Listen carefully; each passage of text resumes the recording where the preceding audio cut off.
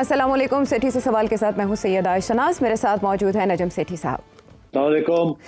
पाकिस्तान तहरीक इंसाफ के तकरीबन सभी सोशल मीडिया अकाउंट्स इस वक्त जश्न मना रहे हैं और फतह के ख्वाब उनकी आंखों में दोबारा से रोशन हो चुके हैं।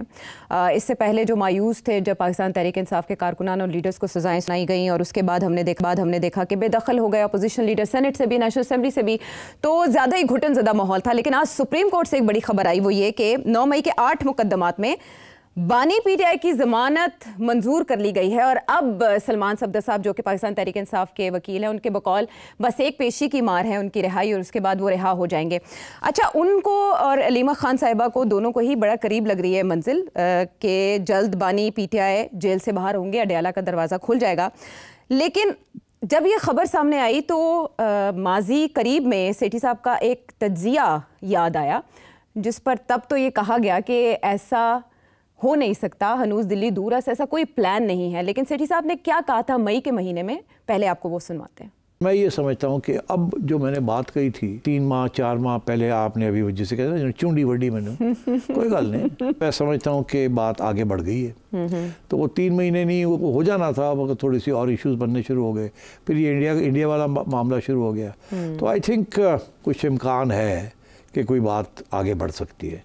बुशरा बीबी को रिहा किया जा सकता है, उनकी जो सस्पेंशन है वो एक्सेप्ट हो सकती है। अच्छा, दोनों की हो सकती है, एक की हो सकती है, एक ही अभी हो जाए, एक ही बाद में हो जाए, कुछ चीज़ आगे चढ़नी जाए। तो मतलब ये कॉन्फिडेंस बिल्डिंग मेजर्स होते हैं। जब इस किस्म की बात होती है ना तो स्टेप बाय स्टेप चलता है। तो एक तरफ से ये, फिर दूसरी तरफ से ये, फिर एक तरफ से ये, फिर हम आगे बढ़ रहे हैं। अब ये कहाँ जाके ये रुकेगा, इसके दरमियान किस किस्म की रुकावटें आएंगी, वो अलग बात है। मगर आई थिंक नीयत ये है कि लेट्स मूव। सर साहब, बहुत सी चीज़ें इसमें आपने इशारतन कहीं, बुशरा बीबी से रिलेटेड भी आपने बात की और हमने देखा कि एक सीनियर सहाफ़ी की जानिब से जेल में जो उन्हें प्रॉब्लम सामने आई हैं उसका भी तस्करा किया गया। वो मीडिया में इन है कि उनको बहुत तकालीफ का सामना करना पड़ा है। फिर एक और सीनियर सहाफ़ी, वो अपनी मुलाकात का एक कॉलम लिख दिया उन्होंने और वो 16 अगस्त को पब्लिश हुआ। उससे लेकर 16 अगस्त से लेकर 21 अगस्त तक बहुत दिन गुजर गए। तरदीद आज DGI-SPR की जानिब से सामने आई कि माफ़ी की कोई बात नहीं हुई, PTI की कोई बात नहीं हुई। So the things are connected, लेकिन समझ कुछ नहीं आ रही। क्या जल्द इमरान खान साहब रिहा होने जा रहे हैं? इन शॉर्ट अगर मैं आपसे जानना चाहूँ। देखिए, बात यह है कि कुछ तो होने जा रहा है ना। आपको याद होगा मैंने एक और भी इशारा किया था जब कुछ मुलाकातें हुई थी व्हाइट हाउस में जी, तो लोग कुछ बातें बाहर आई थी और मैंने कहा था कुछ बातें हैं जो बाहर नहीं आई, जो आधे घंटे जो प्राइवेट मीटिंग थी उसमें बातें हुई होंगी, मगर उसको खुफिया रखा गया और उसका भी नतीजा आपको सामने नजर आएगा। तो अब अगर जिसको इंटरेस्ट है वो जाके सुन ले मैंने क्या कहा था, मैं उसको दोहराता नहीं। मसला तो है ना इमरान खान का जी, और कैसे पाकिस्तान आगे आगे बढ़ेगा जब तक ये मसले का हल न निकले। अच्छा, अब वो इस हल निकलने के लिए 2 हाथ की ताली की जरूरत है, मगर दोनों हाथ तैयार नहीं है ताली लगाने के लिए। इसलिए बहुत सी चीजें उससे पहले होनी पड़ेगी, कुछ कॉन्फिडेंस बिल्डिंग मेजर्स होने पड़ेंगे बिफोर कोई सोल्यूशन की तरफ आगे बढ़ा जाए। तो ये जो आपने जजमेंट सुप्रीम कोर्ट की सुनी है और अगर उनके वकीलों की बात मानी जाए कि अगली हेयरिंग में 1-2 हेयरिंग्स के अंदर उन्हें इस्लामाबाद हाई कोर्ट से कोई रिलीफ मिल जाए किसी और केस में, तो आप समझ लीजिएगा ना, फिर ये सियासत का तकाजा है। खान साहब भी इस बात को समझते हैं, बेशतर लोग PTI में नहीं समझते, मगर बहुत से डॉट्स से अगर आप उनको कनेक्ट करें तो आपको समझ आ जाती है कि कुछ ना कुछ तो होने जा रहा है, कुछ ना कुछ तो होने जा रहा है। अब वो क्या होने जा रहा है, मेरा ख्याल है मैं उधर नहीं जाता। फिर वो मेरे ऊपर तनकीद आनी शुरू हो जाएगी हर किस्म की, कहीं इधर से आएगी, कोई उधर से आएगी, और शायद जो काम होने जा रहा है वो भी शायद रुक ना जाए। मगर बात सीधी सी है कि इस वक्त पाकिस्तान को अपना घर जो है ना उसको ठीक करना है। घर ठीक होगा तो फिर आगे फॉरेन पॉलिसी चलेगी। और फॉरेन पॉलिसी इस वक्त बड़े मुश्किल हालात में है जो आसान भी हो सकते हैं, मगर उसके लिए the whole of the nation को साथ चलना पड़ेगा। ये नहीं हो सकता कि कोई फैसले हो जाएं जिसके अंदर PTI हामी ना बने। बहुत कुछ होने जा रहा है, वो अगले सेशन में हम डिस्कस करते हैं क्या होने जा रहा है, जिसमें पाकिस्तान का रोल बड़ा इंपॉर्टेंट होगा और खसूसन पाकिस्तान की अफवाज पाकिस्तान का रोल बड़ा इंपॉर्टेंट होगा। तो इसलिए आई थिंक कोई ना कोई CBMs कॉन्फिडेंस बिल्डिंग मेजर्स तो शुरू हो गए हैं और इसका इशारा मैंने पहले कर दिया था और क्योंकि बात वहां से शुरू हुई थी।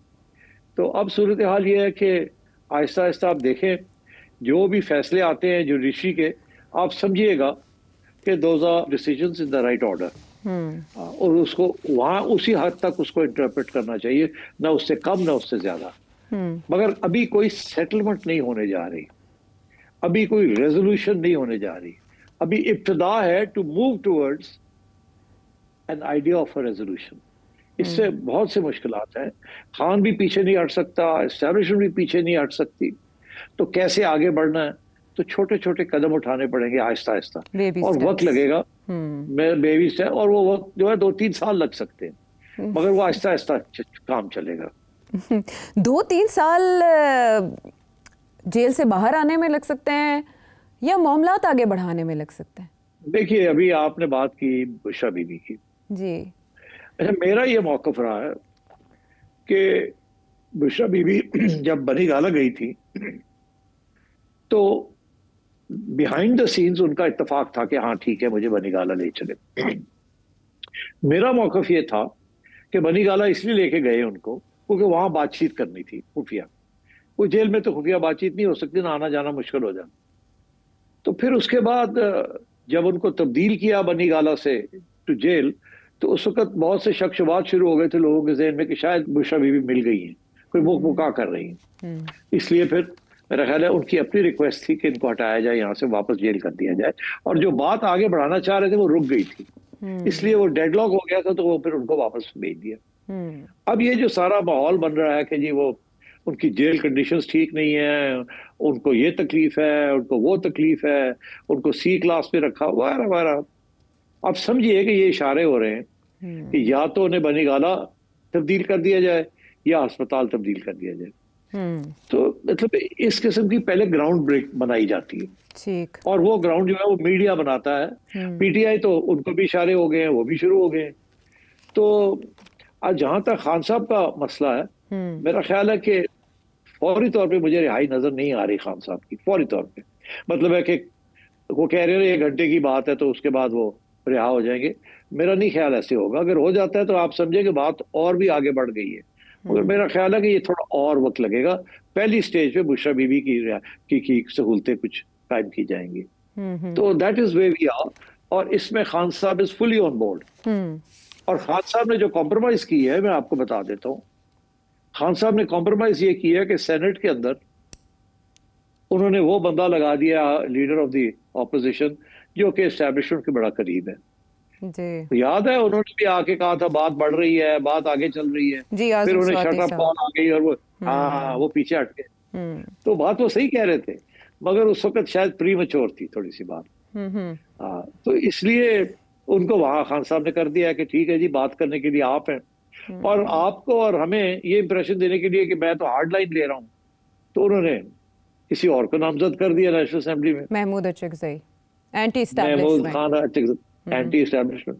तो यहाँ कर, हालांकि यहाँ सिर्फ बातें की बात है, वो बातें करेंगे, वो बेचारे क्या एंटी एस्टैब्लिशमेंट बनेंगे, 1 मैन शो है वो। तो खान साहब ने अपनी पार्टी को भी समझाने की कोशिश की है और उधर भी इशारे जो करने थे वो कर दिए। तो मेरा ख्याल है ये टॉक फाइट वाली बात है, मगर as we moving forward talk बढ़ती जाएगी और फाइट काम होती जाएगी। जिस तरह आप CBMs की बात करें, छोटे छोटे बेबी स्टेप्स उठाए जाएंगे, और उसी सिलसिले में हमने बैरिस्टर गौहर की एक बात सुनी कि हम इंसान हैं, फरिश्ते नहीं हैं, हमसे भी गलतियां हुई होंगी, हमने 9 मई की मजम्मत की है, बानी PTI ने भी की है। बेशक PTI के जो सोशल मीडिया पेजेस हैं उन्होंने बाद में ख़ुद को इस बयान से अलग कर लिया और उन्होंने कहा कि इस बारे में जो बानी PTI का मौक़िफ़ है वही मौक़िफ़ हमारा कायम रहेगा। तो हवा में कोई ना कोई बातें चल रही थी जिससे तक़वियत मिलती है आपके एनालिसिस को भी। लेकिन सेठी साहब, जो एक बहुत बड़ा मामला इस वक्त खड़ा हो गया वो सहाफ़ती साख का भी है, एक बहुत बड़े सहाफ़ी की, जिनके बारे में ये कहना कि उन्होंने ज़ाती फ़ायदे के लिए ये सब कुछ घड़ा है। मुझे आपसे ये जानना है कि 2 घंटे की बकौल उनके कॉलम के कि उन्होंने गुफ्तगू की फील्ड मार्शल से, क्या उन्हें वो खुद तक रखनी चाहिए थी और इस तरह से पब्लिक नहीं करनी चाहिए थी? अब तो इदारे की तरफ से या उनकी तरफ से भी मौक़िफ़ आना ज़रूरी हो गया, वो कायम रहेंगे अपनी खबर पर? आयशा मेरी बात सुनो, हमारे लीडर्स बच्चे तो नहीं है ना। जब वो कोई बात कहते हैं तो सोच के कहते हैं ना, उसके पीछे कोई सोच होती है। मेरा ख्याल है बात यहीं तक छोड़ देनी चाहिए, इससे आगे जाएंगे तो शायद गड़बड़ ना हो जाए मगर जो बात समझने वाली होती है वो समझ लेनी चाहिए। अब सवाल यह है कि वड़ाई साहब क्या करेंगे? मेरा ख्याल है कुछ भी नहीं करेंगे वो। मुझे कुछ लोग पूछ रहे थे कि अब वड़ाई साहब ये जो ISVR की तरफ से बात आई है इसकी तरदीद करेंगे, मानेंगे नहीं मानेंगे, क्या कहेंगे वो? क्योंकि उनकी क्रेडिबिलिटी जो है वो ऑन द लाइन है जी। मेरा नहीं ख्याल वो कुछ कहेंगे, वो चुप ही कर जाएंगे, मेरा ख्याल है। अब बात को यही छोड़ दे तो बेहतर है सबके लिए। मगर मैं हैरान जरूर हूं कि उनके बयानिए के खिलाफ जो बयानिया बना है, बट चले, that's the way it is. जब आप करीब हो जाते हैं तो फिर बहुत सी पाबंदियां भी लग जाती हैं आपके ऊपर, बहुत सी रिस्क्स भी होती हैं। आज आपके साथ कल आपके खिलाफ, आज आपके साथ कॉन्फिडेंस कल आपके खिलाफ, ये चीजें चलती हैं। बहरहाल अब वो अपनी डिफेंस जो भी उन्होंने पेश करनी है वो करें, मगर जैसे कहते हैं ना, he has been thrown under the bus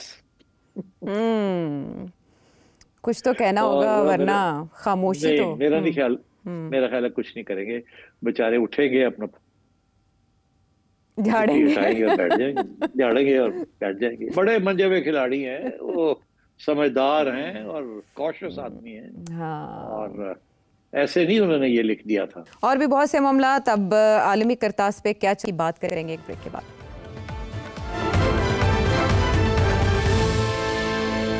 show में साथ देने का शुक्रिया। और अब साउथ एशिया में चाइना का रोल जो कि इस वक्त कलीदी अहमियत इख्तियार कर चुका है। सिटसा वांग यी वो इंडिया पहुंचे, वहाँ उन्होंने बहुत अहम मुलाकातें की, बहुत सी पेशरफ्त हुई है, बहुत बर्फ़ पिघली है 2020 के बाद जो कायम थी और बहुत सख्त थी, लेकिन अमेरिका ने कुछ ऐसे लेसन्स इंडिया को पढ़ाए हैं जिसके बाद वो मजबूर हो गया शायद।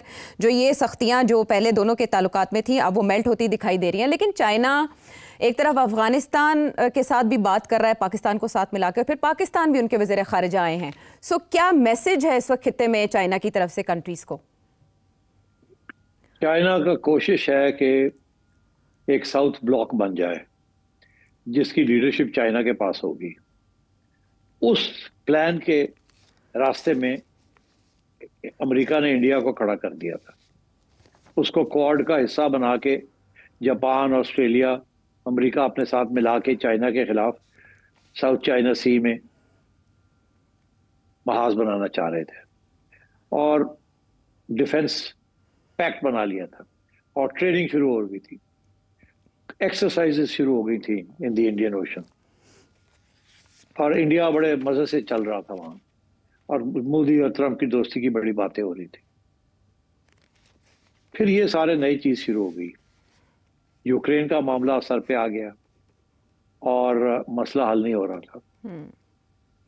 तो उस सिलसिले में फिर डोनाल्ड ट्रंप ने कुछ अपनी अमेरिका की जो बाइडेन की जो पॉलिसी थी उसको तब्दील करना पड़ा। पाकिस्तान के साथ अच्छे तल्लुकात बनाने पड़े और इंडिया के ऊपर प्रेशर डालना पड़ा कि वो रशिया के ऊपर प्रेशर डाले। अच्छा, अब इंडिया को इस बात की समझ नहीं आई कि वो फंस गया है एक ऐसी सिचुएशन में जहां को वो ना इधर का रहा ना उधर का रहा। डोनाल्ड ट्रंप के लिए यूक्रेन की सीज फायर या यूक्रेन पीस बहुत अहम है।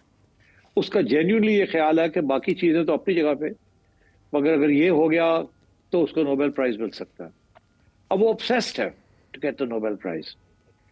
पाकिस्तानियों ने समझ ली बात, उन्होंने बड़ी अच्छी तरीके के साथ इसकी कमजोरी समझ ली और हमारी इस्टेब्लिशमेंट ने जो इक़दामात किए हैं, जो कदम उठाए हैं, दे ब्रिलियंट। दुश्मन भी एक्नॉलेज करता है कि वो ब्रिलियंट थे। कुछ कारोबारी किस्म के सिलसिले शुरू कर दिए उनकी फैमिली के साथ, उनकी कंपनीज के साथ। नॉमिनेशन डाल दिया फॉर नोबेल प्राइज और तस्लीम कर लिया कि डोनाल्ड ट्रंप ने हमारी सीज फायर कराई। और डोनाल्ड ट्रंप ने जो तजावीज और रेसिप्रोकल टैरिफ्स, वो भी बात मान ली, कोई फर्क नहीं पड़ता, छोटी मोटी बात है, अभी तो चले ना आगे। तो डोनाल्ड ट्रंप को तो उन्होंने जीत लिया, मास्टर स्ट्रोक, जिसकी वजह से फिर आर्मी चीफ की मीटिंग भी हो गई और उसके बाद एक मीटिंग ट्रंप से हो गई और दूसरी मीटिंग उनके टॉप नए जनरल्स जो कि अब टेक चार्ज कर रहे हैं वहां, तो उनके साथ भी हो गई। और तो मैं समझता हूँ पाकिस्तान ने अपने कार्ड्स बहुत ब्रिलियंटली प्ले किए। इंडिया को समझ नहीं आई कि हालात बदल चुके हैं। अब इंडिया को अब समझ आ रही है कि ये तो इंडिया हैज बीन प्लेड। वो रशिया के साथ तो वो डील कर ही लेंगे विद और विदाउट इंडिया, क्योंकि इंडिया का तेल लेना या ना लेने के साथ रशिया अंडर प्रेशर नहीं आएगा, वही तेल जो है चाइना और ले लेगा एंड सो ऑन। तो इसलिए अब India doesn't know where to go, क्योंकि इंडिया ने तो अपनी आज़ादी और इंडिपेंडेंट थॉट की सारा एजेंडा बनाया हुआ है और वो एजेंडा 70 साल से है। तो उनको तो चेंज करना बड़ा मुश्किल हो गया। हमारे आजकल के लीडर्स ये कहते हैं हमें तो ये करना आता है, we know how to balance. पहले हमने अमेरिका के साथ भी बैलेंसिंग एक्ट किया है, over Afghanistan, over nuclear programme वगैरह वगैरह, और अब हम balancing act over China, Russia, सब कुछ कर रहे हैं। तो आई थिंक हम तो एक्सपर्ट्स हैं how to do the balancing act. India ने कभी बैलेंसिंग की नहीं, तो अब इंडिया को भी समझ आ रही है कि बैलेंसिंग करने की जरूरत पड़ गई है। तो इंडिया ने अब सोचा कि हम क्या करें। आज कुछ लोग हैं इंडिया में, वो ये कह रहे हैं इंडिया को कि ओए बैलेंसिंग ना करो, सीधे अमेरिका दे आगे जाके लम्बे पे, इधर आपके लिए जगह नहीं बनेगी दूसरे कैंप के अंदर। दूसरे कैंप के अंदर पाकिस्तान जो है वो तो फेवरेट चाइल्ड है, वो तो फेवरेट है, और उधर रशिया भी है और उधर चाइना भी है, और चाइना और पाकिस्तान हावी है। तो आप वहां क्या करेंगे, आपकी तो कोई अहमियत नहीं बनेगी, तो आप अमेरिका के कैंप में ही रहे। मगर नरेंद्र मोदी जो है वहाँ डोमेस्टिक ओपिनियन इतना खतरनाक हो गया है डोनाल्ड ट्रंप के खिलाफ, और उनकी नेशनलिज्म उभर गई है। तो उसने फिर सोचा कि यार और कुछ नहीं तो मैं अपने लिए कोई लेवरेज क्रिएट करूं। तो वो उठ के जनाब उन्होंने जाके चाइना को कहा अस्सलाम वालेकुम, अब आ गए हैं और जो आप कहते हैं करने के लिए तैयार है, आओ तो सही, गप्पे मारो। तो China of course looking forward to it, उन्होंने कहा आ जाओ आ जाओ आ जाओ, वो जो बाउंड्री इश्यूज है उनको खत्म करो, जैसे हम कहते हैं लड़ाई झगड़े बंद करो, और आ जाओ ब्रिक्स के अंदर और आके हमारा साथ दो ऑफ कॉमन सिक्योरिटी, और ये जो ब्लॉक्स बन रहे हैं आप इसका हिस्सा ना बने। तो अब इंडिया जो है वो पहुंच गया चाइना, और चाइना इंडिया पहुंच गया। अच्छा, इसके साथ अमेरिका जो है वो अब समझ नहीं आ रही उसको कि ये तो उल्टा हो गया है। हमारा ख्याल था इंडिया हमारी तरफ आ जाएगा, वो इंडिया उधर उठ के चला गया। तो अब मेरा ख्याल है डोनाल्ड ट्रंप और भी थोड़ा सा डेस्परेट हो जाएगा कि जल्दी से रशिया के साथ कुछ सेटलमेंट हो जाए, नहीं तो इंडिया भी हाथ से निकल जाएगा। और वो जो साउथ ब्लॉक बनने जा रहा है लेड बाय ब्रिक्स, वो उसकी अहमियत दिन ब दिन बढ़ती जा रही है। और इंडिया का चाइना के साथ सेटलमेंट करना, ये तो रिवाइवल हो रहा है ना RIC जी, रशिया इंडिया चाइना का जो ब्लॉक है, जिसके बारे में अब मीटिंग शुरू हो गई थी।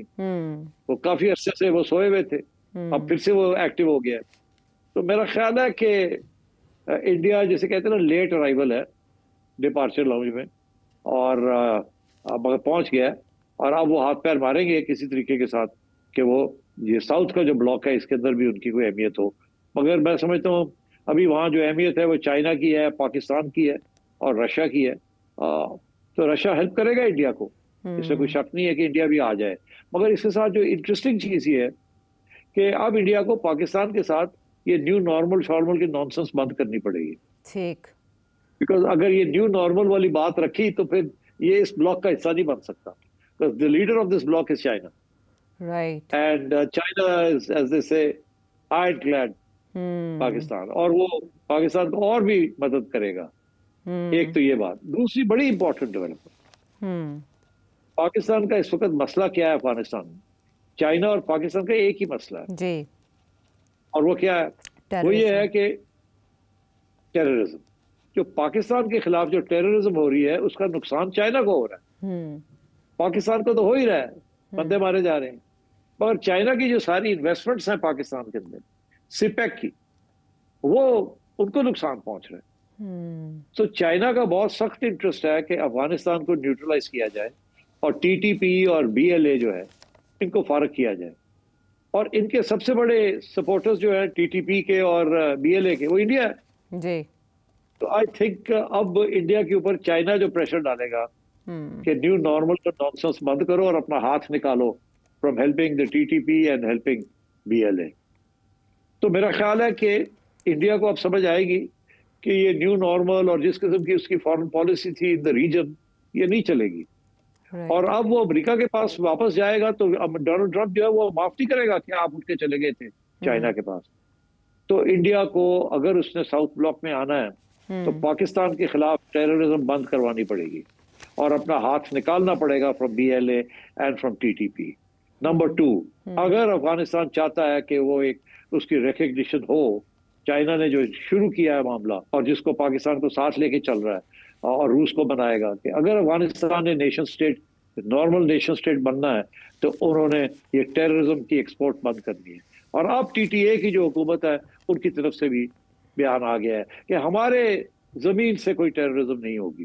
तो आप देखते चले, इसमें अब इंडिया को पीछे हटना पड़ेगा, बीएलए को निपटना पड़ेगा, टीटीपी को निपटना पड़ेगा, चाइना, पाकिस्तान और रशिया, अफगानिस्तान मिलके सेंट्रल एशिया की तरफ रास्ते निकलेंगे, मार्केट्स बनेंगे, ब्लॉक्स बनेंगे। तो मैं ये और China will be the predominant power in this region and India will have to come to terms with this.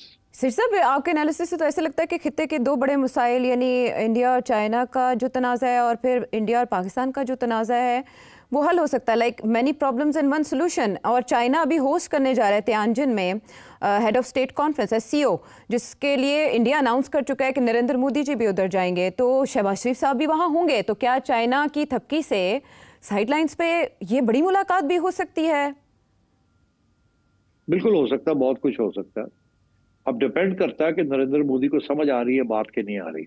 क्या इंडियन एस्टैब्लिशमेंट ने कोई फैसला किया है या नहीं किया, ये अभी सिर्फ गेम्स खेल रहे हैं, अभी सिर्फ फ्लर्टेशन कर रहे हैं चाइना के साथ। अगर तो ये फ्लर्टेशन कर रहे हैं तो ज्यादा देर नहीं चलेगी। चाइना के साथ आप फ्लर्टेशन नहीं कर सकते। अगर आप सिर्फ मैसेजिंग कर रहे हैं अमेरिका को, तो वो गलत मैसेजिंग जाएगी। अच्छा। India has to now make up its mind. India की फॉरेन पॉलिसी को तब्दील करना पड़ेगा, दोवल को फारग करना पड़ेगा, जयशंकर को फारग करना पड़ेगा। नरेंद्र मोदी ने अपने आप को बचाना है तो रिवर्स करना पड़ेगा गियर। पाकिस्तान के खिलाफ टेररिज्म को सपोर्ट करना जो है is now supporting terrorism against China. हाँ, ये तो मई में पता चल गया। अब चाइना नहीं छोड़ेगा इस चीज को, इसीलिए चाइना कम कि हाँ हम तैयार हैं आपसे बात करने के लिए। अब ये जाएंगे तो इनको सुनाया जाएगा कि देखिए आपने हमारे ब्लॉक का हिस्सा बनना है और ये जो टेररिज्म की एक्सपोर्ट हो रही है इसको बंद करें। पास में जो कुछ हुआ वो हुआ, उन्होंने किया, आपने किया, अब छोड़ दें। Now we want to develop, economic development होनी है। इकोनॉमिक डेवलपमेंट के लिए रास्ते चाहिए, रूट्स चाहिए, हाईवेज चाहिए, राइट, एक्सपोर्ट चाहिए। तो इसलिए चाइना ने देखे ना क्या कॉन्फिडेंस बिल्डिंग मेजर किया, रातों रात उन्होंने वीजे खोल दिए, इंडिया ने भी और चाइना ने भी। रातों रात उन्होंने कहा जी रेयर अर्थ मिनरल्स की भी एक्सपोर्ट हो सकती है टू इंडिया। उन्होंने फर्टिलाइजर की जो रोका हुआ था वो भी एक्सपोर्ट कर दिया। इंडियन इंडस्ट्री को बहुत सी चीजों की जरूरत थी, ड्रिलिंग मशीन की जरूरत थी, टनल ड्रिलिंग मशीन, वो भी उन्होंने कहा ले ले आप। तो उन्होंने तो CBM कर दिया, दिखा दिया कि we are ready, we are putting our money, our goods where our mouth is. अब इंडिया क्या करेगा? अब नरेंद्र मोदी पे डिपेंड करता है कि ये कितना बड़ा सियासतदान है या कितना बड़ा स्टेट्समैन है, ये कैसे इसके साथ डील करता है। बिकॉज अब क्वाड फर्क है, India can not be a part of quad. Quad against China is रह गया, रह गया। इसलिए मैं समझता हूँ कि चाइना, अब जैसे कहते ना, वो बाहर आ गया। चाइना ने अपना पावर दिखाना शुरू कर दिया, जो कि पहले वो नहीं दिखा रहा था, आहिस्ता आहिस्ता बढ़ा रहा था।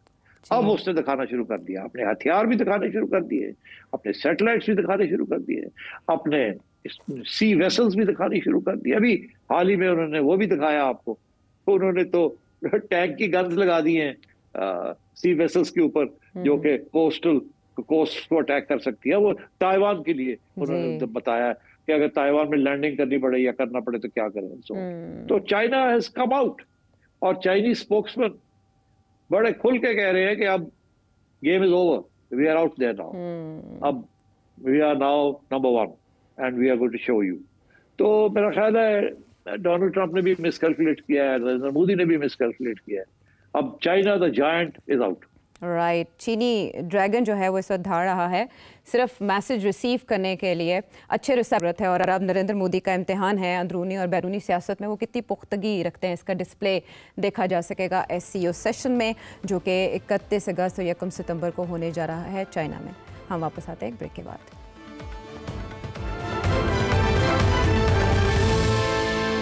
शो में साथ देने का शुक्रिया। आलमी मंजरनामा डोनाल्ड ट्रंप के तस्करे के बगैर अधूरा है, और जैसे आपने उन्हें याद किया सेठी साहब, उन्होंने मीडिया टॉक में जिक्र एक बार फिर किया कि उन्होंने 6 जंगों में सीज फायर कराया, 6 जंगें रुकवाई हैं। अब सिर्फ एक बरियर रास्ते में रहता है और वो है रशिया और यूक्रेन के मामलात, यूक्रेन जंग का खात्मा। इस सिलसिले में अलास्का में बड़ी बैठक हुई, रिजल्ट कोई सामने नहीं आया। उन्होंने कहा वो ज़ेलेंस्की यूक्रेनियन प्रेसिडेंट और रशियन प्रेसिडेंट की मुलाकात करवाने जा रहे हैं, इसका एहतमाम होने जा रहा है। लेकिन रशियन मीडिया बता रहा है कि ऐसा एक लो पॉइंट होगा सियासी माइलस्टोन के लिहाज से प्रेसिडेंट पुतिन के लिए, तो वो ये मुलाकात नहीं हो सकती। मीनवाइल यूरोपीय लीडर सारे डोनाल्ड ट्रंप के हुजूर हाजिर हुए और ऐसे लगा जैसे एक कोर्ट रूम है और उनके सामने बैठे हैं, या एक टीचर है और स्टूडेंट है उनके सामने।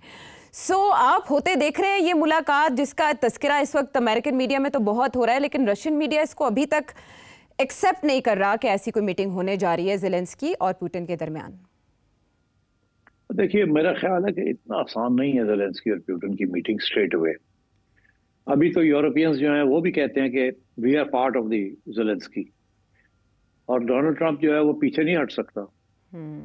जो पुतिन ने बात की थी वो ये थी कि मॉस्को में अगली मीटिंग करें, और वो उसका यही मतलब था कि डोनाल्ड ट्रंप के साथ हो, और उससे पहले उनके लोग और अमेरिकन ये आपस में तय कर ले। और उन्होंने ये इशारा किया था कि डोनाल्ड ट्रंप साहब, आप पुतिन, आप ज़ेलेंस्की और यूरोपियंस को आप निपटे जी, हमने आपसे बात करनी है, उनसे नहीं हमने बात करनी। तो जब हम आपसे सेटल कर लेंगे, आप उनसे सेटल करें, फिर हम हमारे साथ सेटल करें। जब सारा कुछ सेटल हो जाएगा आपके उनके साथ और हमारे साथ, देन उसके बाद फाइनल में मीटिंग हो सकती है ज़ेलेंस्की के साथ, आपके साथ, एंड सो ऑन। तो मेरा ख्याल है कि ये भी आहिस्ता आहिस्ता काम चलेगा, और कोई सीज फायर अभी शॉर्ट टर्म में मुझे नजर नहीं आ रहा। और मुझे तो ये नजर आ रहा है कि रशिया और भी ज्यादा अग्रेसिवली बात आगे बढ़ाएगा ऑन द ग्राउंड, ताकि जितनी ज्यादा टेरिटरी उसके पास हो जब फाइनल सोल्यूशन होती है तो उस वक्त that should come in handy. तो अब आपने देख ही लिया कि यूरोपियंस कितने कमजोर नजर आ रहे थे आपको, और डोनाल्ड ट्रंप ने किस तरीके से उन्हें साइडलाइन किया हुआ था, स्नब किया हुआ था, और बहुत गुस्सा है यूरोप के अंदर कि हमारे साथ ये सलूक हो रहा है। मगर बात यह है कि अगर आपके पास पैसे नहीं है, हथियार नहीं है, तो फिर यही सलूक होगा। That's the law of the world, कि जिसके पास पैसा है, जिसके पास हथियार है, बात उसकी सुननी पड़ती है। तो ये बुड़बुड़ करना बैठ के पीछे, इट मेक्स नो डिफरेंस। और ज़ेलेंस्की भी आप देखें ना, वो भी तो पीछे हट गया ना, वो भी तो अब कह रहा है हाँ हमें बताएं कि अगर हम जमीन देते भी हैं अपनी, तो क्या सिक्योरिटी गारंटीज क्या है। तो अब बात हट गई है। पहले ये था कि हम अपनी 1 इंच जमीन नहीं देने के लिए तैयार, अब ये है कि जमीन तो हम दे देंगे, कितनी देंगे वो तो बात हो सकती है, मगर हमारी सिक्योरिटी गारंटी क्या होगी कि कल को रशिया जहां खड़ा है और आगे ना आ जाए और आके ले ना ले।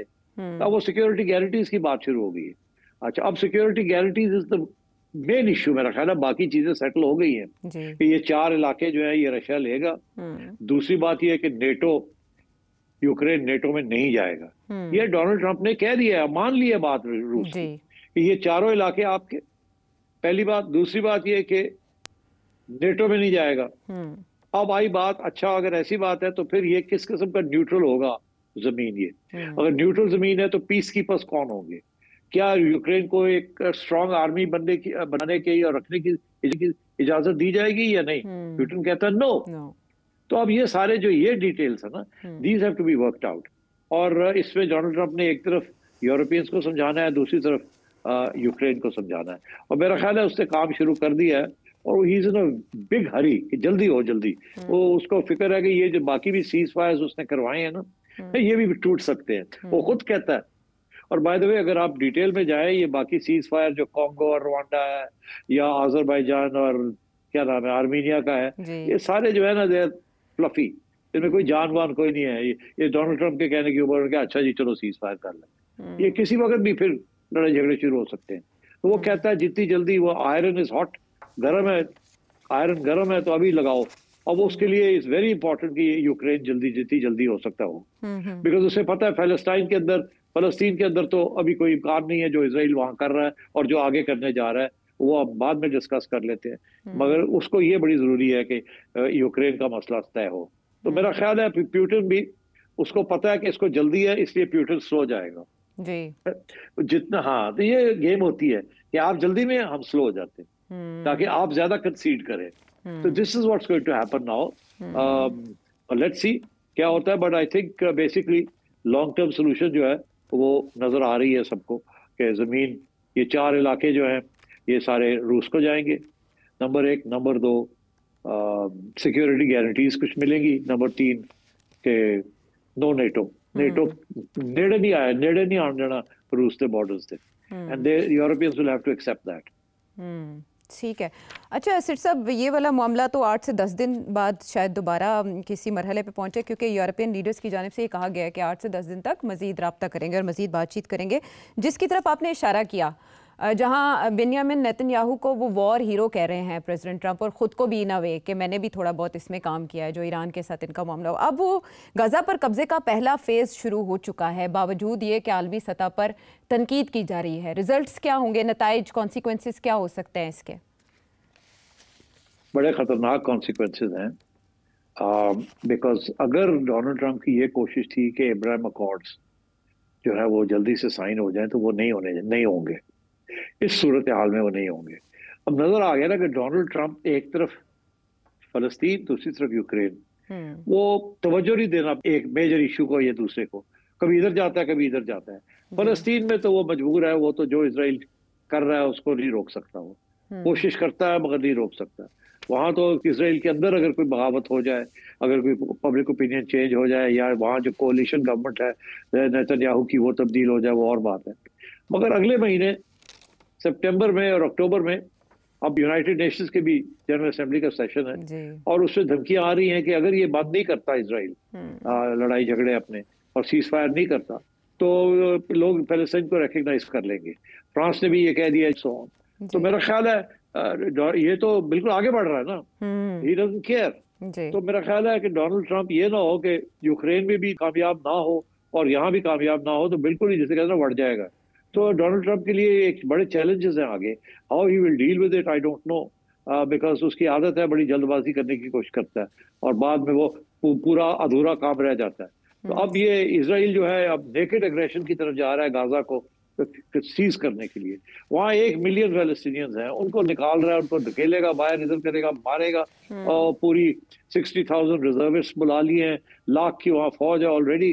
दे are going to be killing many more people, और पब्लिक ओपिनियन दुनिया का दिन ब दिन उनके खिलाफ होता जा रहा है।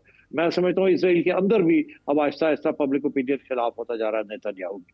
तो अगले 2-3 महीने में बहुत कुछ हो सकता है। We have to wait and see. फौज के अंदर बर्नआउट के भी नताइज निकलेंगे, जैसे कि पहले खदशा जाहिर किए जा चुके हैं कि इतने लॉन्ग टर्म जंग के नतीजे में फौज थक चुकी है। फौज के अंदर सर्वे भी करवाए गए हैं जो बता रहे हैं कि कुछ फौजी बिल्कुल ही बददिल हो चुके हैं इस तवील जंग से। हाँ ऐसे है।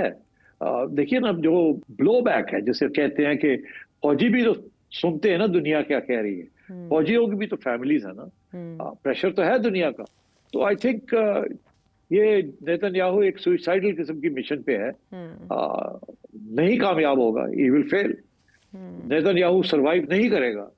3 महीने लगे, 6 महीने लगे, साल लगे, Netanyahu will not survive. So I think let's wait for the UN session and see what happens. ठीक है, ज़्यादा दूर नहीं है, वो सितंबर के महीने में है, लेकिन इसराइली वज़ीर-ए-आज़म की पॉलिसी ज़्यादा अरसे नहीं चलेगी। और इसी तरह अमेरिकन प्रेसिडेंट डोनाल्ड ट्रंप के वो दुनिया में हम चाहते हैं, ये बिल्कुल उससे मुतज़ाद है। उनकी दोहरी पॉलिसीज़ का आकास है गज़ा का मामला। कोई जहन में आपके सवाल हो जो आप जानना चाहें सेठी साहब से, नंबर आपके सामने। अगले प्रांत के लिए इजाज़त।